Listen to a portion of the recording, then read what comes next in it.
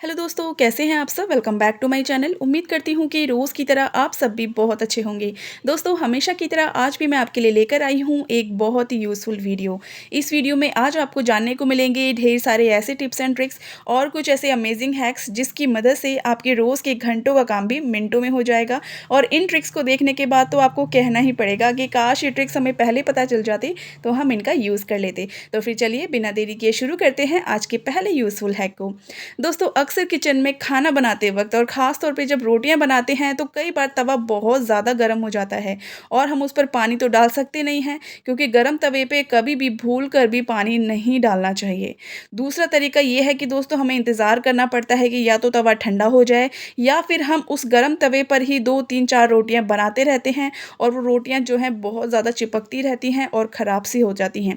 इसके लिए आप एक काम कर सकते हैं, कभी भी अगर रोटी बनाते वक्त भी गैस बहुत ज़्यादा फ्लेम कई बार ज़्यादा हो जाती है और तवा बहुत गर्म हो जाता है, तो उस टाइम पर आप एक काम करिएगा, गैस की फ्लेम को या तो बंद कर दीजिएगा या फिर बिल्कुल कम कर दीजिएगा और आपका जो तवा है उस पर 1 चम्मच के करीब नमक डाल दीजिए और उस नमक को पूरे तवे पे फैला लीजिए। इससे जितनी भी गर्मी होगी तवे की वो सारा ये नमक ऑब्जर्व कर लेगा और आप देखेंगे कि नमक का जो कलर है अगर वो चेंज हो जाता है यानी नमक काला सा पड़ जाता है, तो इसका मतलब है कि आपका तवा पूरी तरीके से अब ठंडा हो गया है। पूरी तरीके से नहीं, मतलब बहुत ज़्यादा गर्म नहीं रहा। उस वक़्त आप गैस की फ्लेम को ऑन करिए और बिल्कुल कम कर दीजिए और फिर से रोटियाँ बनाना शुरू कर दीजिए। गरम तवे पे भूल कर भी कोई भी हाउसवाइफ़ पानी बिल्कुल भी ना डाले, ये बिल्कुल एक गलत ट्रिक है, तो इसको बिल्कुल भी फ़ॉलो मत करिएगा। और इसके अलावा आप नमक का यूज़ करिए गरम तवे को, अगर आपको ठंडा करना है रोटियाँ बनाते वक़्त तो आप इस ट्रिक का यूज़ करिएगा। आई होप कि आपको ट्रिक पसंद आई होगी। दोस्तों, चाय पीना किसको पसंद नहीं है? मुझे तो बहुत ही ज़्यादा पसंद है। लेकिन जब कभी भी हम चाय बनाते हैं या फिर दूध गरम करते हैं, तो एक चीज़ हम सब भूल जाते हैं, और वो क्या? आज इस वीडियो में मैं आपको बताने वाली हूँ वही ट्रिक। दोस्तों, आप इस ट्रिक को बिल्कुल ध्यान से देखिएगा, हाउसवाइफ़ के लिए तो बहुत ही बढ़िया ट्रिक है। दोस्तों, कभी भी जब आप चाय बनाते हैं या दूध गरम करते हैं, उसके बाद हम क्या करते हैं, ऊपर से ढक्कन लगा देते हैं, यानी कोई भी प्लेट रख देते हैं और वो प्लेट उस टाइम पर बहुत ज़्यादा गर्म होती है और हम दूध को ठंडा होने देते हैं। लेकिन इस टाइम पर आप अपने घर के बाकी छोटे-छोटे काम भी निपटा सकते हैं। वो क्या? कई बार दोस्तों हम कसूरी मेथी लेकर आते हैं, तो जब हम लेकर आते हैं पैकेट में होती है तो बहुत ही ज़्यादा क्रिस्पी होती है और खाने में बहुत अच्छी लगती है। लेकिन कुछ टाइम बाद इसमें जब नमी आ जाती है और ये कसूरी मेथी सीली-सीली सी हो जाती है ना? तो उस टाइम पर आप एक काम कर सकते हैं, जब कभी भी आप दूध गर्म कर देते हैं, गैस बंद कर देते हैं और उस पर प्लेट रख देते हैं, दूध या फिर चाय, उस टाइम पर ये जो बर्तन काफ़ी गर्म रहता है ना, इसके ऊपर आप कसूरी मेथी, जीरा, अजवाइन, मेथी, जिन चीज़ों में भी फंगस लग गई है या सीले-सीले हो गए हैं, उन चीज़ों को रख दीजिए।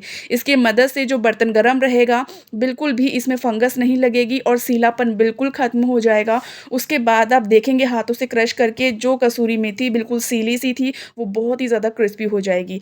इसी चीज़ को आप ट्राई कर सकते हैं जीरे के ऊपर भी। जीरे में भी कई बार सीलन जैसी आ जाती है, जीरा सीला-सीला सा, गीला-गीला सा हो जाता है, तो उस टाइम पर भी आप यही ट्रिक आज़माइएगा। छोटी-छोटी हमारी जो किचन में घर में चीज़ें होती हैं, जो अक्सर सीली हो जाती है, नमी आ जाती है, तो आप इस ट्रिक का यूज़ करके उस नमी को पूरी तरीके से ख़त्म कर सकते हैं। आप चाहें तो उन्हें धूप में भी सुखा सकते हैं, लेकिन कई बार जो है धूप नहीं होती है बाहर, तो आप इस ट्रिक का इस्तेमाल कर सकते हैं।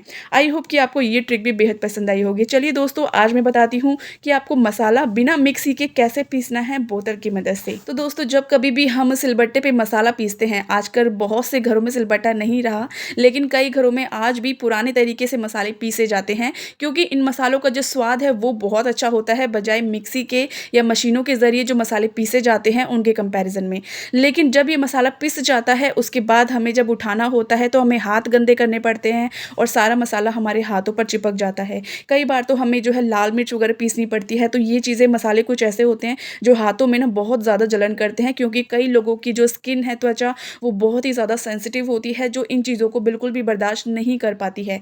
तो उस टाइम पर आप एक काम कर सकते हैं, घर में हमारी पड़ी हुई अक्सर कोल्ड ड्रिंक की बेकार बॉटल्स होती हैं, जो कि घर के किसी न किसी कोने में पड़ी रहती हैं या फिर हम उन्हें फेंक देते हैं। तो आप इन बॉटल को फेंकने की जगह इकट्ठा करके रखिए, क्योंकि घर के किसी न किसी काम में ये बॉटल्स हमेशा आती हैं। तो आप क्या करेंगे, एक बॉटल को कट कर लेंगे ऊपर वाले हिस्से को और उसकी मदद से जितना भी मसाला आप हाथ से उठाते हैं, और अगर आपकी सेंसिटिव स्किन है, बहुत ही ज़्यादा आपको रैशेज़, जलन हो जाते हैं या इन्फेक्शन हो जाता है, तो आप इस ट्रिक का यूज़ कर सकते हैं मसाले को उठाने में। जितना भी मसाला होगा वो आपकी स्किन पे बिल्कुल भी टच नहीं होगा और आप बहुत आसानी से जितना भी मसाला सिलबट्टे में लगा होगा वो बहुत आसानी से निकाल सकते हैं। तो ये भी एक बहुत ही बढ़िया ट्रिक है अपनी स्किन को प्रोटेक्ट करने के लिए, और साथ ही साथ ही सिलबट्टे पर पिसे हुए मसाले का एंजॉय तो आप खाने में कर ही लेंगे। आई होप कि दोस्तों आपको ये वाली ट्रिक भी बेहद पसंद आई होगी।